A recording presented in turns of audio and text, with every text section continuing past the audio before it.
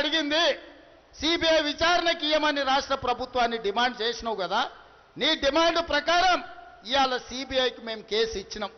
CBI నీ కిందనే కదా పనిచేసేది, మీ మోడీ గారు అమిత్ షానే కదా పెద్దలు. మరి సిబిఐ అనుమతి తీసుకురామంటే నన్ను దబాయించడానికి బెదిరించడానికి చూస్తుండు. అయ్యా కిషన్ రెడ్డి గారు, నువ్వు భయపడితే భయపడడానికి ఎవరు చిన్నపిల్లగారు లేరు, లాగుదోడుకొని లేవు.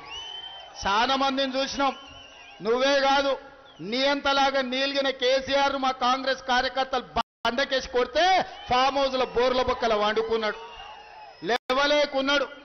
మా కాంగ్రెస్ కార్యకర్తల దెబ్బకు ఆయన కారు షెడ్డుకు పోయి ఈ రోజు కార్ఖానాలో అడ్డంగా వండింది.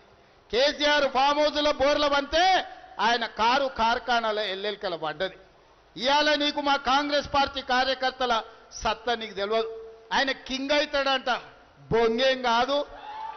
డిపాజిట్ తెచ్చుకుంటావా కిషన్ రెడ్డి జూబ్లీ హిల్స్ అని నేను అడుగుతున్నా.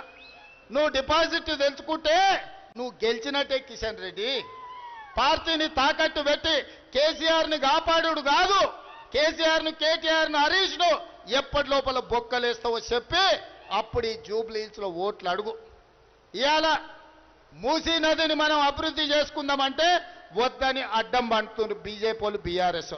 నేను అడగదలుచుకున్న కిషన్ రెడ్డిని, అహ్మదాబాద్ గుజరాత్లో సబర్మతి నదిని అభివృద్ధి చేసుకోవచ్చు, ఉత్తరప్రదేశ్లో యోగి గంగా నదిని అభివృద్ధి చేసుకోవచ్చు, ఢిల్లీలో బీజేపీ యమునా నదిని అభివృద్ధి చేసుకోవచ్చు.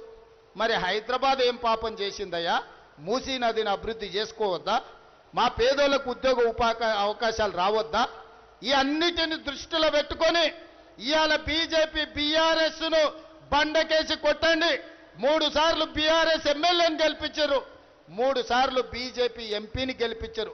ఒక్క అవకాశం నవీన్ యాదవ్కి ఇవ్వండి.